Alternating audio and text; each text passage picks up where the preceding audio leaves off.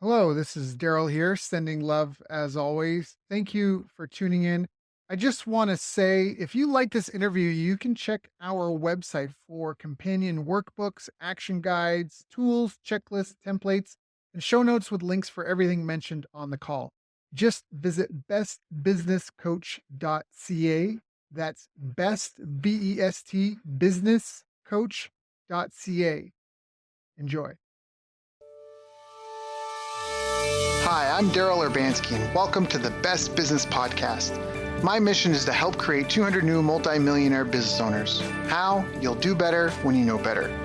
In my interviews, you'll hear from self-made millionaires, seven-figure business owners, authors, and world-class experts sharing how they did it so you can too, without experiencing the same obstacles they did. Now, if you like this interview, please share it with a friend you think will benefit. They'll appreciate it, and I will as well. You can also connect with me on social media. Look for Daryl Urbanski, D-A-R-Y-L, Urban Ski, U-R-B-A-N-S-K-I, and add me so we can be friends. Now sit back, relax, and enjoy what I've prepared for you right here, right now. Hello, everyone. Thank you for joining us. My name is Daryl Urbanski, your host as always, and today we are joined by founder and CEO of Kaz Iso International, a two-time guest on our show, international speaker, author, and spiritual life coach. Kaz has the largest organization in Japan certifying spiritual life coaches, and he's expanded this into the USA with his number one best-selling Amazon book, When One Door Closes. I've asked him back here to join us today to chat with us about how we can find soul-level happiness with Zen. So, Kaz-san, ohayou gozaimasu, sashiburi desu Ohayou yo, gozaimasu. genki desu ka? So great to see you. Yeah, your Japanese is amazing. Yeah, no, I've missed Japan. In fact, actually, a friend of mine, another guest that's been on our show 2 times, maybe 3 times even, Jermaine Griggs, really amazing guy. He, like you and myself, has an online business, and he's taking his wife and 3 kids, and he's traveling with them around the world, and they're going to come visit us in a week. And then after, he's coming to Japan, and he's made me miss Japan so much. I was so glad we had this interview, just because I love Japan. Like it's such a good country. So, anyways, it's not as good as it would be. I haven't used it in years. Okay. Where in Japan are you based out of? I forget. Is it Tokyo? Yeah, it's okay. Yeah, I'm originally from Yokohama, which is right outside Tokyo. Yeah. Itakoto ga arimashita yo. I've been there. That's a good spot. Okay, all right. Yeah, you know the place. That's right. And you're still based there now? Well, my base is in California. I have home in California, and I spent about 4 to 5 months out of a year in Japan. So when I go to Japan, I have a place, I have a house that I go in Yokohama, but I spend more time in California. Oh, got it. Oh, I didn't know. I mean, that's where we met originally, but I didn't know that was more your home base. Got it. Can be the weather in California. Yeah, that's right. Yeah. Life is good. Every day is a good day. There's sunshine. Exactly. Yes. So can you, for the people listening in, if they haven't heard the first interview, can you share a little bit about your background and how did you get into Zen? And not only just Zen, but how did you get into running an international online business, helping thousands of people around the world? I mean, you didn't just wake up and, your parents didn't push you into that, did they? No. Yeah. Yeah, my dad was self-employed, but he didn't push me into anything. I was just a corporate employee. I used to work for Sony. I was in TV division. I was a TV product planner in Japan, and they transferred me to New Jersey, U.S. headquarters, Sony Electronics, back in 1995. And in my 8 years working for Sony there, I ended up working as the director for e-commerce. I was kind of a founding member of the Sony style effort because, believe it or not, back in 90s, when we discussed selling online, to consumers, at one point back in 90s, it was taboo because Sony was doing all the business with Circuit Cities and Best Buys. So to talk about selling online was at that time against the contract that we had with all the brick and mortar retailers. So we started presenting the idea, and it took us 2 years for the management to finally give us go ahead. But when they gave us go ahead, they gave us $40 million. So this, so it was, okay, it was worth the wait. And the group of 4 that started this idea of Sony e-commerce thing has grown to a group or organization of 100 employees in 6 months. So it was a Wow. fun time. Yeah. Interview after interview. Right. Yeah. And here's a really interesting story I'd like to share you. Our original idea was exactly everything that Apple did later. Really? Because Sony was in perfect position to do what Apple did.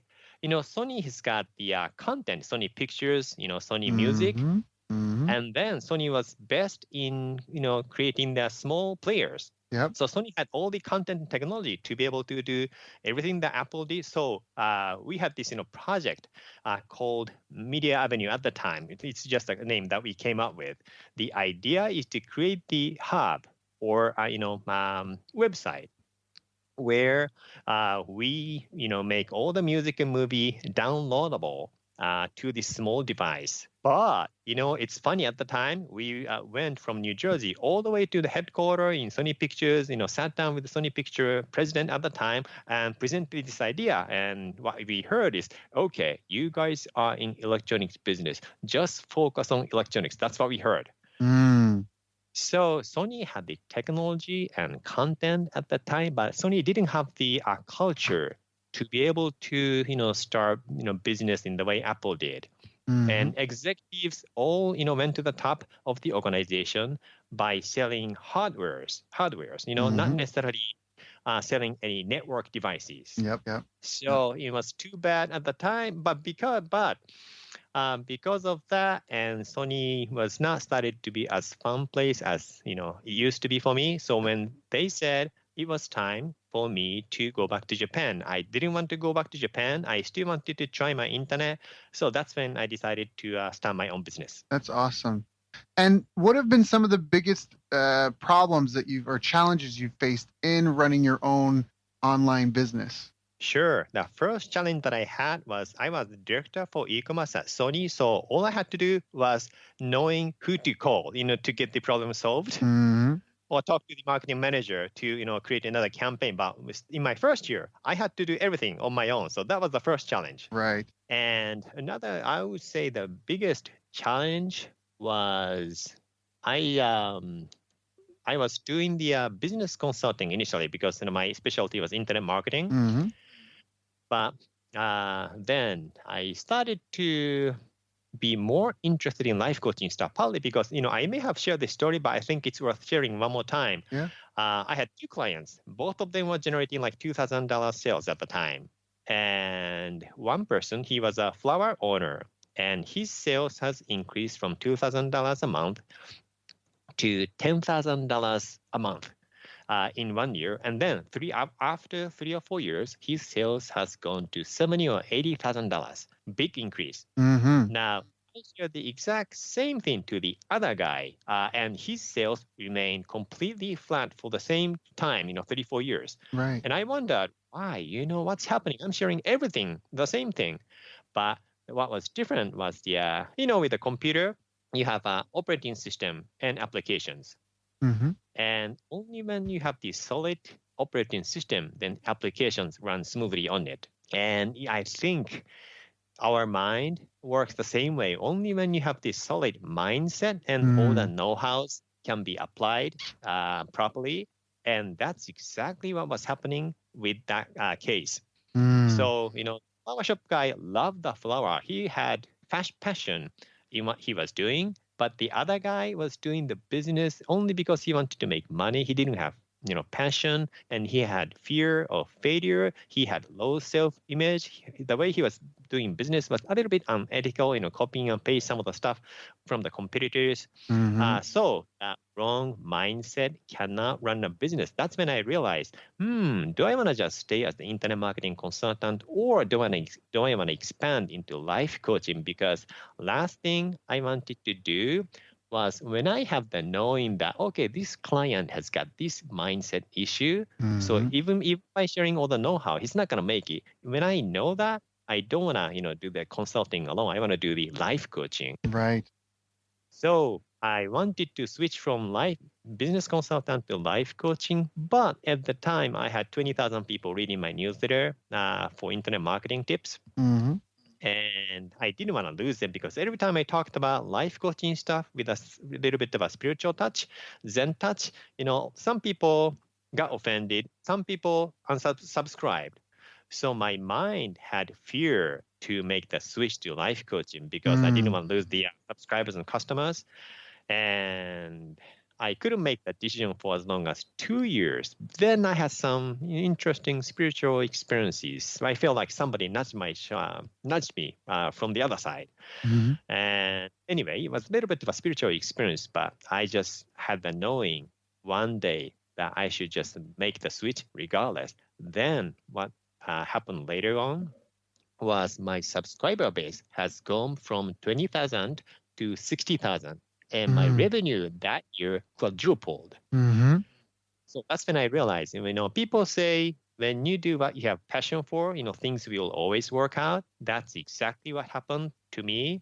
And that's exactly what I have been telling my clients too. And I haven't seen a single failure Mm. when my clients has made a decision based on their soul. Mm.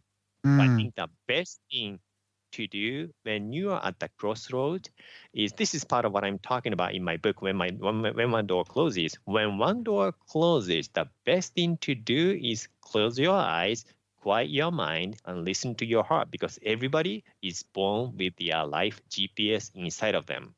Mm. Mm. Mm. Mm. So So, I'm sorry, go ahead. no, go ahead. I'm taking notes, so Oh, please okay, keep sure. going.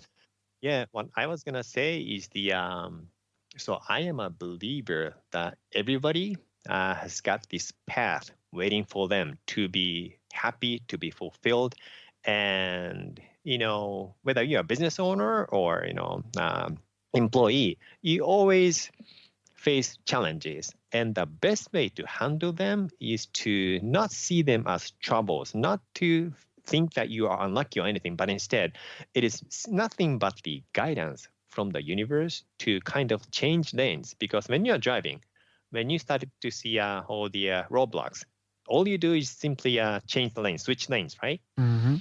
And we can do the exact same thing in life. Mm-hmm. Mm-hmm. Mm-hmm. And last thing you want to do in a case like that is to be in the victim mindset, because when you're in the victim mindset, you cannot find the opening door. Right.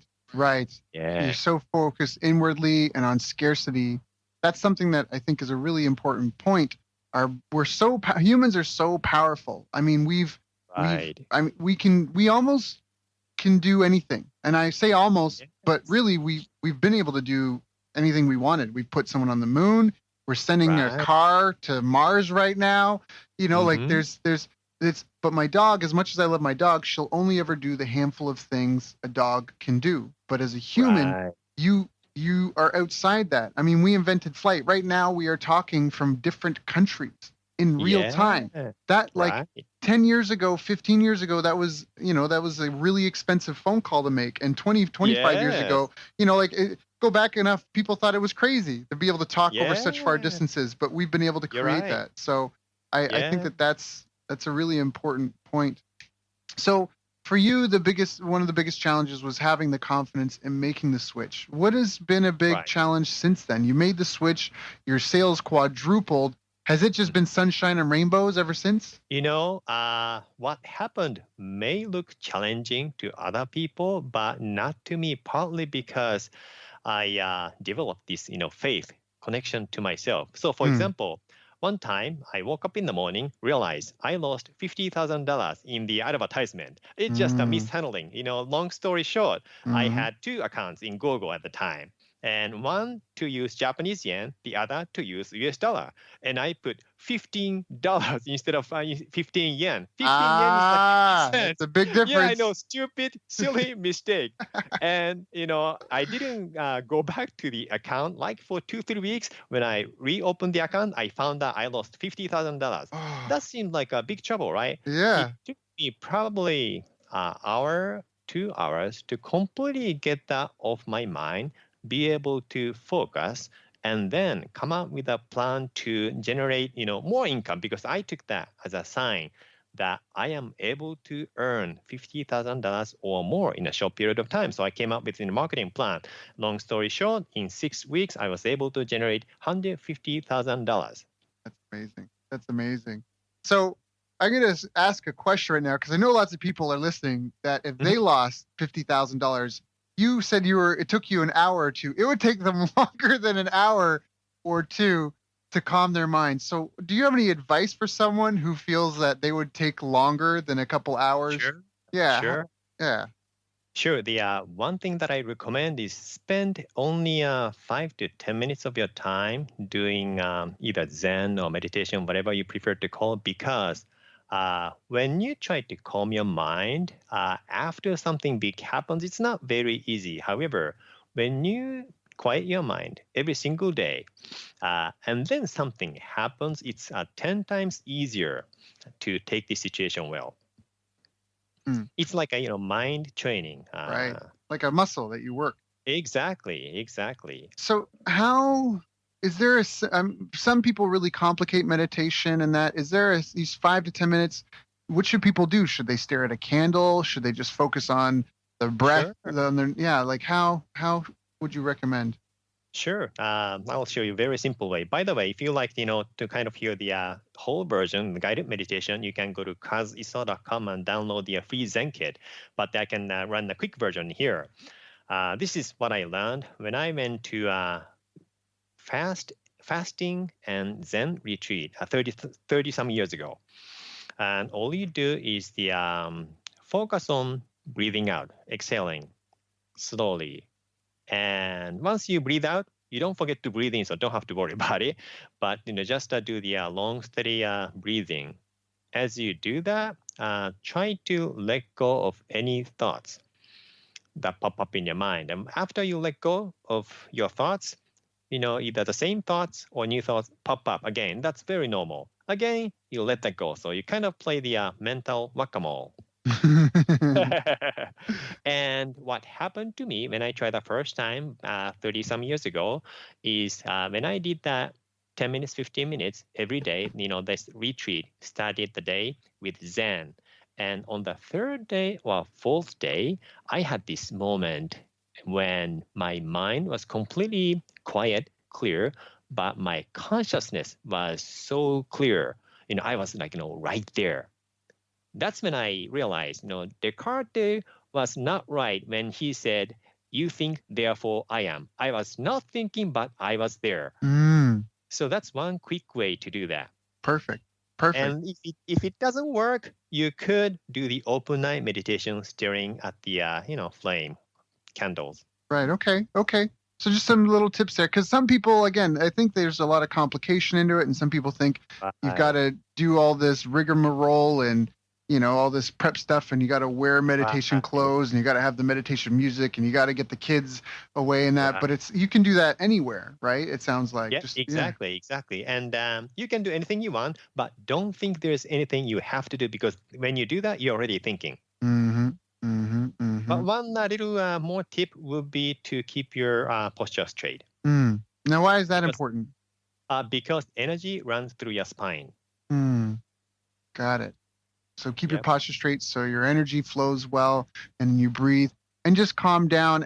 And by doing that, I guess part of the detachment that you gain from being able to clear your mind like that is then you're not reacting emotionally. You're reacting with all the power of your thinking brain as opposed to being pulled in. Exactly. When you are in that moment, when you have total connection with your inner self, you will realize that, everything that comes to you is nothing but information. Yeah. So the information that I lost $50,000, it's nothing but a piece of information. So therefore, my reaction is, who am I? And how do I react to that little piece of information that comes into my mind today? So when you are in that mindset, any information doesn't necessarily destroy your life or day, but instead be able to react to it smartly. I think that's really powerful, and I think that's something a lot of business owners and entrepreneurs could benefit from. because it's so depending on what phase of business they're at or their current situation. There's a lot of Hmm. pressure, a lot of tight Right. deadlines, a lot of Hmm. drive to shoot from the hip. Maybe Right. pressures from family and friends. So to be Hmm. able to take a step back and detach yourself emotionally can let you really look at things and see them as they are, not how you feel about them. Yeah, you're absolutely right. Because when you're a business owner, when you're an entrepreneur, one skill that you need to have is to be able to have emotional controls. Mm, And mm, Zen is a way to do that because emotions are generated when you think something. mm-hmm, And when you don't think, no emotions are generated. mm, mm, So Zen is a way to, not think. And by doing this practice, you can control emotions much better. mm, mm. And a lot of people, try to not, a lot of people think, Zen meditation is a time away from what they're doing, but this is a way to kind of, get more done in a productive manner. So you mean do it while you're doing other things? I would say when you have the control of your emotions, then you can do things better. Also, when you have total focus on what you are doing, which you can attain by doing Zen on a regular basis, and then you can get more done. You can increase your productivity. Mm, So all that benefits are really practical benefits of Zen. mm, mm. Like being able to hold your focus on something. Exactly, Yeah. exactly.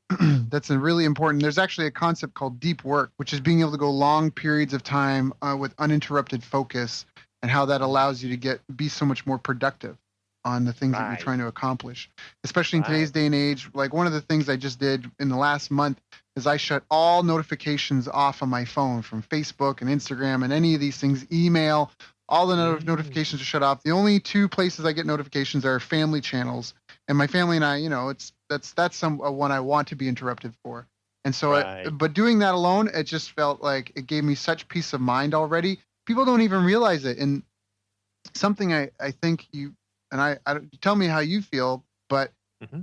I feel like we have to be careful, especially in today's day and age, Hmm. because there's so many things and people that want to pull us into their plans and to their like Facebook. Right, Facebook makes money by showing ads, so they want me to spend as much time on Facebook as possible. right. And Yep. so if I don't defend myself, if I don't realize that, I could become a victim of that, right? Right. Of their plans. And now instead So of my true. focus on mine, it's on that. I think that's and casinos do something similar. I read with a family friend.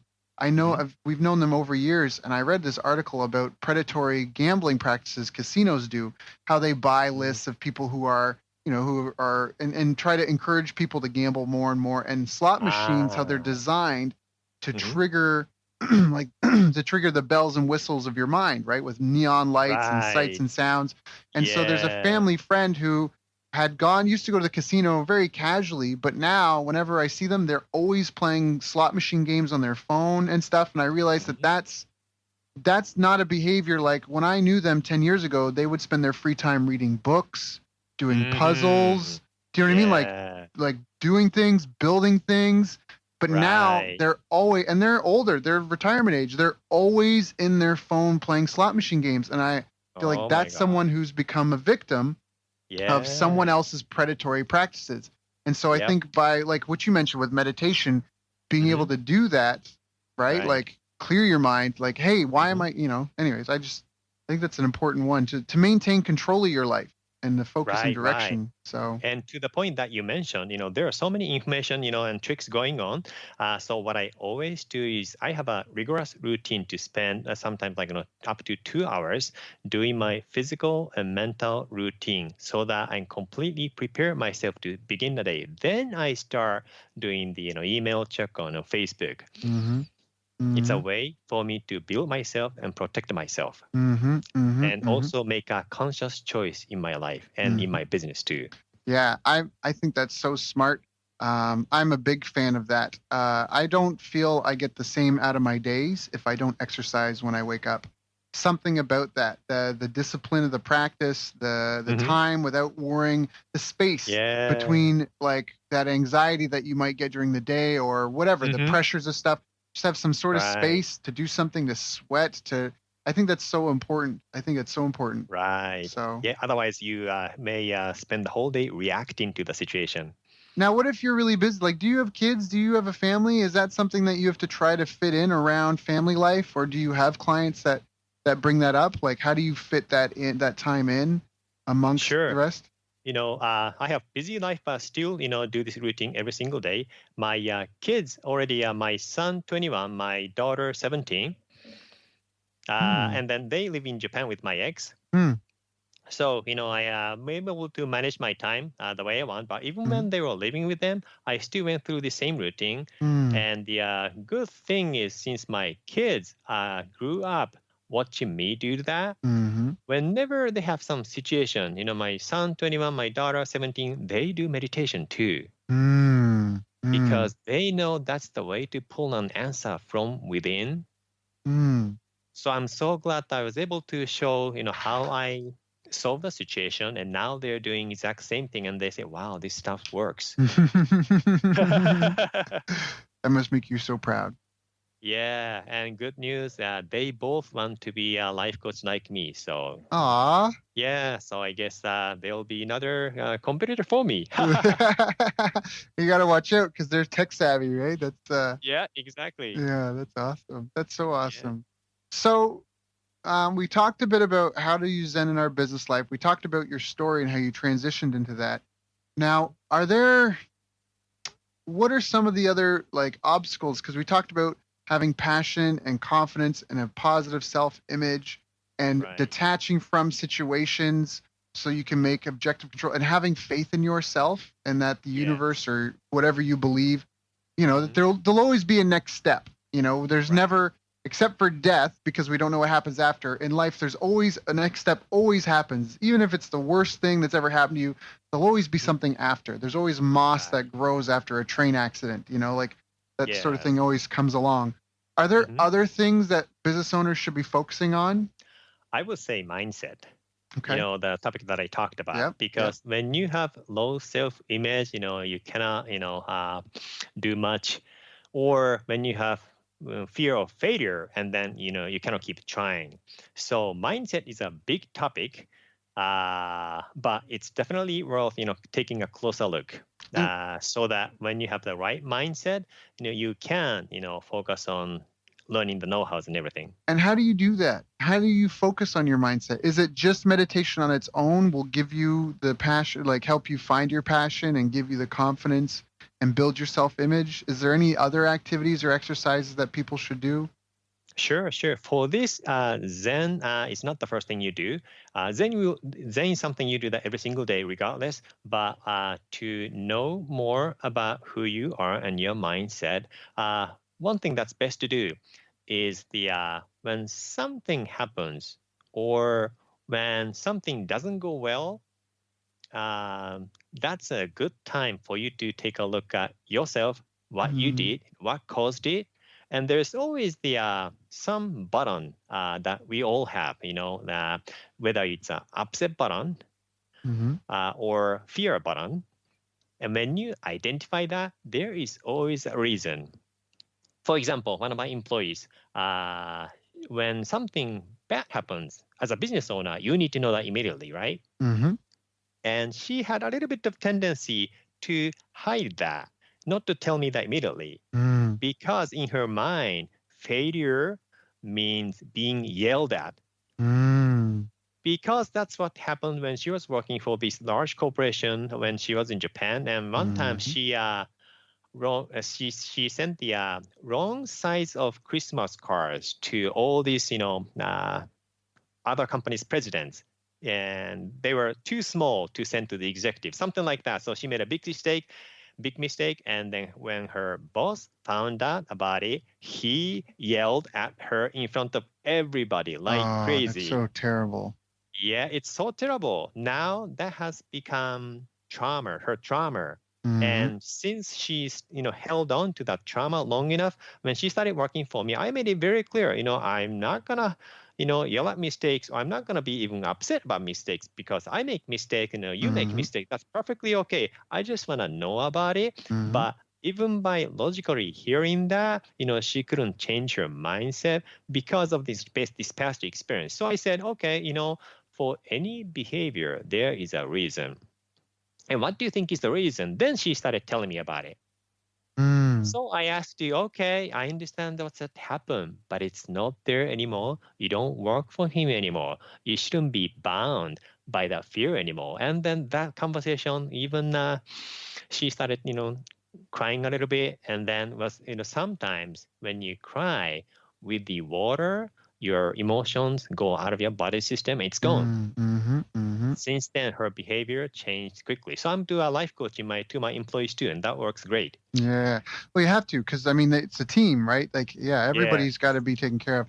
I love that. Somebody once told me years ago, emotion, energy in motion. That's emotion. So when you cry, you're pushing it out. And I think that's Definitely. Yeah. So that's okay, good. So just reflecting on things and assessing them. Right. Yeah, definitely.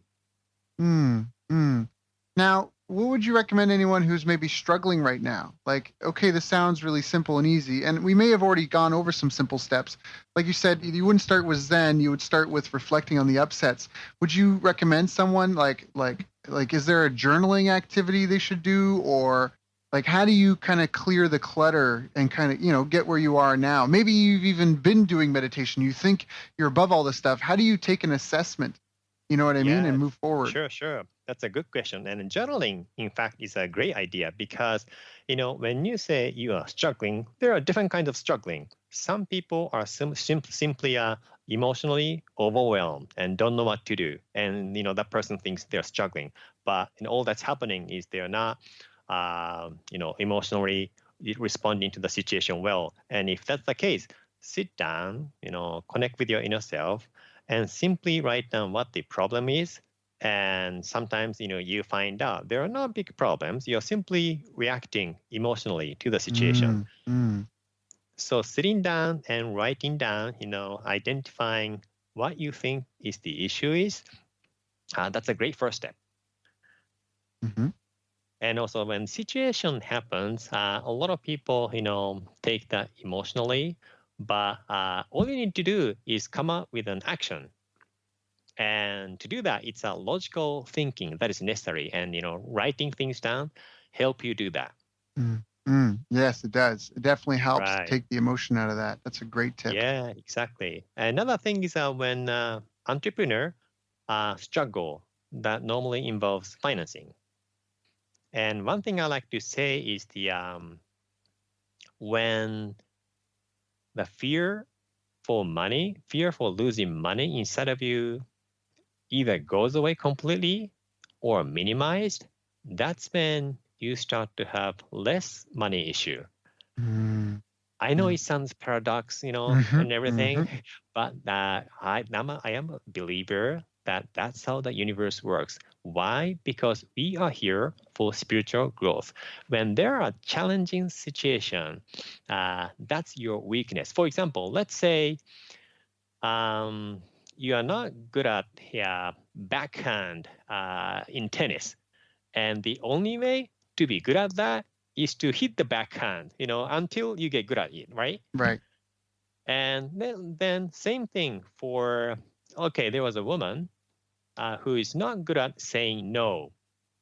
As the result, she says yes to so many people almost too often and being taken advantage of other people. She feels always stressed, and that cycle never ends until she learns how to say yes. No. So when that's the case, universe will find a way to bring somebody who pushes their way until she says no. So when you overcome something, you don't need to have that learning anymore. Therefore, the challenges stop coming. And that's exactly what happened to my life too. One time I had a debt too. My finances was not very good when I started the business.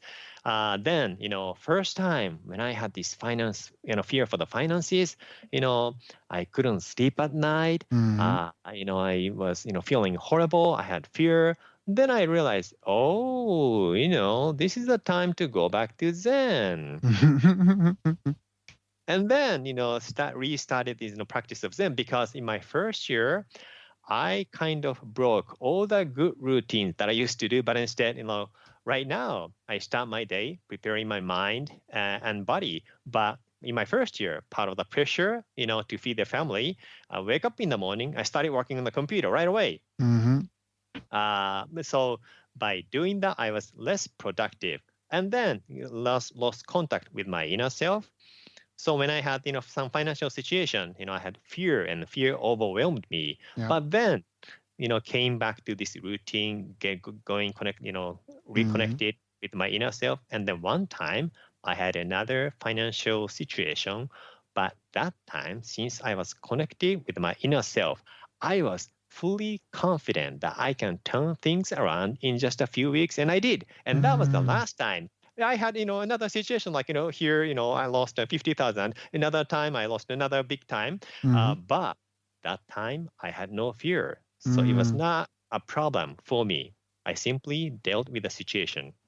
I think that's a really important point. And it comes with, I guess, the confidence of experience, but also, like you say, if you can be playful with things, like money is such an important thing to a lot of people. But if most people in any situation, if they could take the emotion out of it, they could think, and again, like you say, almost like a game of chess or checkers or Go or whatever, it would be a playful thing for them. And so I think that's a big part of what you're saying. When you take that fear and anxiety, you open your eyes to seeing more of what's possible, and then you move freer. I mean, I did Brazilian jiu-jitsu for a number of years, and even in judo, when they throw you train to be relaxed when you fall and to go with it versus tense. If you fall in a river and you try to swim out and you're fighting the river, you're more likely to drown than if you just go with the flow and just accept it as it is and go with it. So true. Yeah. Another thing is that when they have, low balance in the bank account, many link that to their self-image. Yes. Yeah. And then when you have low self-image, it's harder to, have, good results, because, your self-image is directly linked with what you're gonna, get in the real life. That's so well said. It's much easier to be confident when you have $100,000 in your bank account just sitting there, than if you only have 10. Yeah. Right. Yeah. So when you see all these tricks, knowing how the mind works, next time your balance is low or you lose, $50,000 like me, you're able to react a lot smarter. Yeah. There's a great talk. You just reminded me of this great talk that I heard that I love so much. And it doesn't matter what your belief is, if you believe in God or Allah or whoever, but just as something to consider, that if every night you went to sleep, you could dream 75 or 100 years of life. After a few months of this, in the beginning, you would have your perfect life. It would be paradise every night, right? You'd have everything you desired would be yours, right? And 75, 100, whatever amount of time you want. Every night you sleep, you dream any amount of time any length of life you want. And you would enjoy this life. But after a few months or maybe even a few years of having 75 to 100 or maybe even 200 years of pleasure and all the things you want, you would want something different. You would want some adversity and some challenge. You'd want some conquest. You want to have a competition with some sort of enemy. You'd want there to be some sort of adventure and challenge. And at some point, you would get more and more and more adventurous. And at some point, you would want to dream that you weren't dreaming. You would want to dream that you didn't know you were dreaming, and you still had the adventure and the challenges and the ups and the downs, even though that you're going to wake up after it all and everything was going to be okay. And I think that that's a really powerful way to look at the world. And it kind of describes exactly what you're talking about, by eliminating the fear, by getting recentered, by taking 5 minutes to focus and just get calm and look at it objectively, to write it down, your issue, remove the emotion. Take a look at it and just think about it and have a routine to make that a habit, because you're right. Like if anybody listening to this, if there's something you have to do every day, say for example, 4:00 every day where you work, you have to take the cash deposits you've made to the bank and put it into the bank account. But every time you go, you always deal with this one lady, and she it's like hit or miss. Some days she's really rude to you, or it just Mhm. that experience causes anxiety. What you'll find is even on your days off at that Mhm. time of day, you will Mhm. have anxiety out of the habit and the routine. I learned that when I first got into uh, boxing. I did some boxing and I found that I felt more energized at the time my boxing class usually was, even on days I didn't go to class. And so I think Mm. that like you talk about, by priming yourself every day, every Right. morning, by Mhm. making that you can, it's almost like creating a buffer, so that way you will Mhm. feel more relaxed at a certain time. No matter what's going on, you've trained yourself to be more relaxed. And Right. So true. yeah, yeah. In Japan, we have a saying that men will have to face 7 samurais once they go out in the real world. What that means is in the perfect world, there's no enemies. Mm, But in real world, when you go out, there are people who try to drag your feet or give you a hard time. In hmm the real world, politics and everything.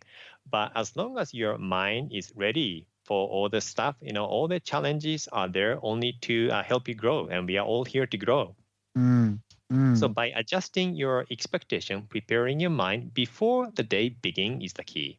I think that's very well said. Yeah. So, what do you think are some of the future trends that people can expect? There's a lot of technology. There's all sorts of apps coming out for phones and stuff, and Right. things that can regulate your brain frequency. What do you see as the Hmm. future of this? Yeah, like you mentioned, we are amazing. We've been able to create a lot, and a lot of that came from somebody's imagination. So I think this is a really good time to just realize the power of imagination. Or in another word that I like is the inspiration, because with one inspiration or with just one knowing about who you are or what you want to do or what business you want to do, and then that can turn the entire aspect of your life, so that just Mm, dramatic change of your life could happen in a split of a second mm, once you have this inspiration or knowing. So when you have this kind of power, then the most important thing that you're gonna do is to how to best utilize this mechanism that is installed in every one of us by God. mm, mm, By mm. tapping into this infinite intelligence, our possibilities are limitless. Mm. That's very comforting to hear, you know, Yeah, for the yeah. listeners. Like, no matter what you're going through, no matter what Hmm. you're worried about, or no matter what you're anxious of, in 5,000 years, it's probably not going to matter. And so right Right, now, try to just step back, be focused, think about it, get your mindset right, and move right. forward. Now, are there certain life priorities that people you think should have as well? Like, Oh, I would say your priority is more important than anybody else's priority. mm, Because I see so many people, even in this country, people in their 30s or 40s still being somehow controlled by their parents mm, or by somebody else, or do not make an important decision without, getting their quiet approval from somebody else, that kind of thing. mm-hmm, But when your heart, soul knows what you will be happy with. So most important thing is to know what you want to do, and second thing is to do it. mm-hmm. Yeah, Very which can, simple. right, right, right.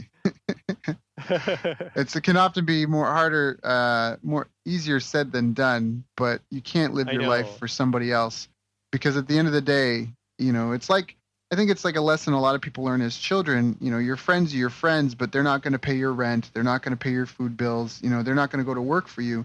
So you have to try to be interdependent. You have to be your own person, but Right, still be available, because we all need companionship as well. right, right. At the same time, what's interesting is when you do what you have passion for, or when you do what you're gonna do by listening to your heart, and that's going to serve well with people around you too.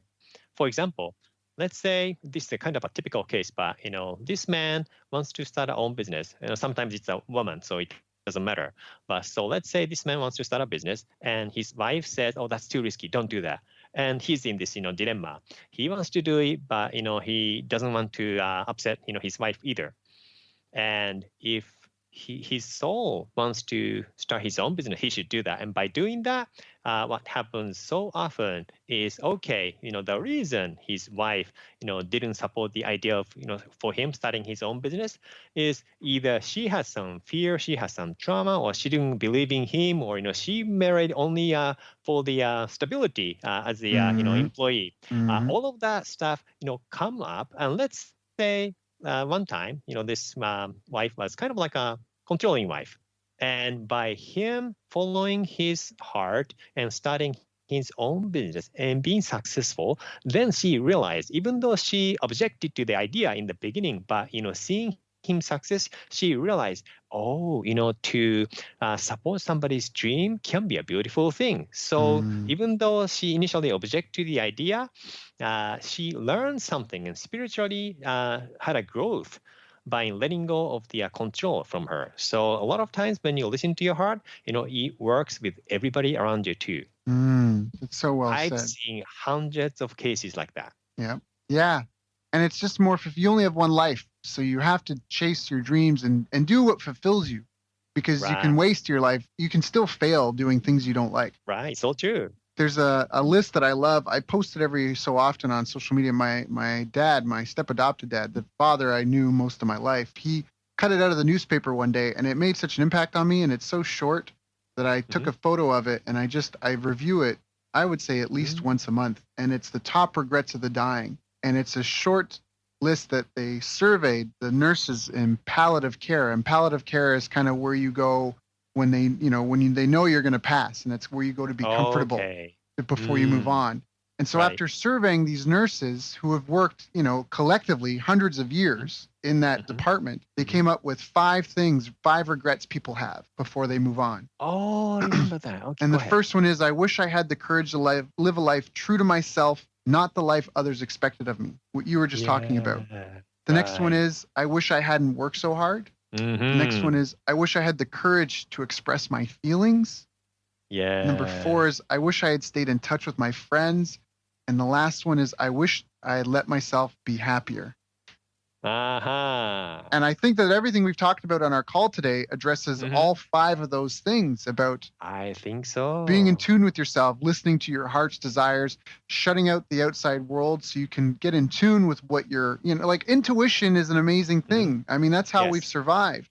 When a rabbit is in the forest and a bear comes along, it doesn't second guess its instinct to run away. Right. It's not like, it's probably a friendly bear, I'm just being silly. It never has that conversation, but humans do it all the time. They have an instinct about something and they get, they just overthink it. But if you just get quiet, I mean, that's a lot of that is kind of Zen essence, is learning how to shut out the outside world and listen to yourself and let your own life guide you. Even if you make mistakes, you have to build that confidence in yourself, and and you won't always make. You never know if it's a mistake or not, because you can't see 8 moves later. You can't see what happens 12 months later because of the action you took before. So you really just have to trust yourself and move forward. And I think that this was an amazing call to talk about all that stuff. I really appreciate our conversations, Kaz. I want to come and see you at some point and just hang out, because I just think you're such a cool guy. Definitely do that. I haven't seen, we talked, but we haven't seen each other for a long time. So let's definitely do that. I know. So for anyone listening to this, if they really resonate with this and they want some more training or regular reminders to help them to bring this stuff into their life and make it a daily practice for themselves, and to really master that and get more control and reduce the overwhelm and frustration and just enjoy the journey a bit more, that's Kaz, K-A-Z, Iso, ISO.com. Go check it out. Sign up there. Kaz, is there anything that I didn't ask you that I should have asked you? No, I think you cover a lot. Yeah, this was a fantastic call. It's always a blessing. It's always a privilege. It's always enjoyable every time we talk. And thank you for coming and sharing with my audience, my listeners. Again, I know you have your own. I know you've got thousands of people, tens of thousands of people following you all over the world. And I just really appreciate you coming and sharing with us, because I hope that my listeners took notes and are considering this. And even if they already think they're on it, maybe take a second look to go, are you doing it as well as you could or should? can always improve. And if you need any help, go check out kaziso.com. All right, great. Thank you for having me here, Daryl. This is another great, pleasant time. You've reached the end of our interview. Now, first, let me thank you for listening. I appreciate and respect you more than you'll ever know. And now I'd like to ask you a couple of questions. First, what 3 lessons did you just learn? What 3 aha moments just jumped out at you? Second, what can you implement for yourself and your business in the next 24 hours? Third, what can you give to someone else to help you with, or give to them to just do it for you? Whatever it is, remember, taking action is the secret sauce to results. Now, if you think this interview would be helpful for a friend, please give them a link to it. It'll help them and it'll help me too.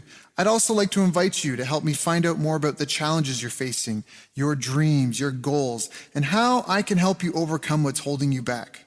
We both do better when we know better, and your success is my success. So please reach out and interact. You can visit our website, bestbusinesscoach.ca for Canada or California, where I'm from and where I'm living. You're welcome to also try out one of our paid programs. You can find us on YouTube, Facebook, and pretty much every other social media channel you can think of. You should also subscribe to the podcast. And if you're enjoying them, please leave us a nice review. It really helps. That's all for now. Once again, thank you. Take care of yourself, and remember, the world needs the best business you can build. And I believe in you.